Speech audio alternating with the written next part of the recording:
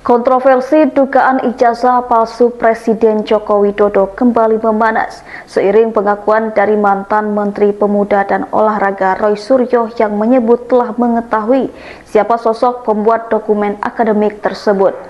Dalam konferensi pers yang diunggah di kanal YouTube Refli Harun pada Senin 21 Juli, Roy secara terbuka mengungkap inisial pelaku sebagai Mr. P. Roy yang kini berstatus terlapor dalam kasus pencemaran nama baik usai dilaporkan Jokowi ke Polda Metro Jaya pada 30 April 2025 tetap bersikukuh bahwa ijazah Presiden ke-7 RI itu tidak autentik. Ia bahkan menuding Mr. P sebagai pihak yang turut melaporkannya bersama ahli digital forensik Rismon Sianipar ke pihak kepolisian. Menurutnya Mr. P ke Polda Metro Jaya dan melaporkannya seperti setan karena membuat laporan jam 1 malam. Lebih lanjut, Roy mengklaim bahwa seluruh informasi mengenai dugaan pemalsuan ijazah tersebut bersumber dari mantan anggota Badan Intelijen Negara Kolonel Infanteri Sri Rajasa Chandra. Polemik ini bukan kali pertama mencuat. Biter Suryadi, mantan politisi PDIP, menjadi tokoh awal yang mengangkat isu tersebut ke ruang publik. Dalam wawancaranya dengan kanal YouTube Abraham Samad Speak Up pada 27 Juni 2025, Biter bahkan menyebut semua dokumen pencalonan Jokowi saat Pilkada Jakarta 2012, termasuk ijazah, dibuat di kawasan Pasar Pramuka Pojok Jakarta Pusat.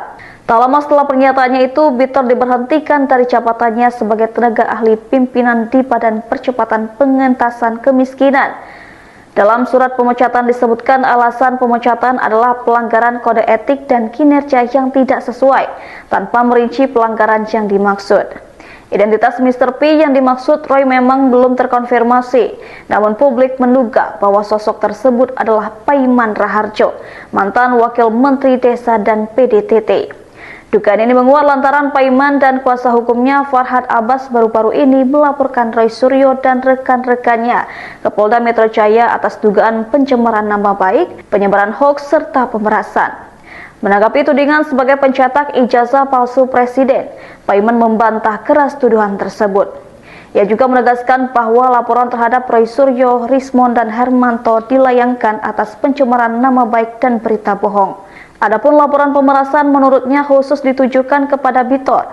Paiman mengklaim Biter sempat meminta uang 20 juta, meski yang ia berikan hanya 15 juta melalui transfer. Tidak hanya melaporkan ke kepolisian, Paiman juga mengajukan gugatan perdata terhadap Roy Suryo dan kawan-kawan ke Pengadilan Negeri Jakarta Pusat.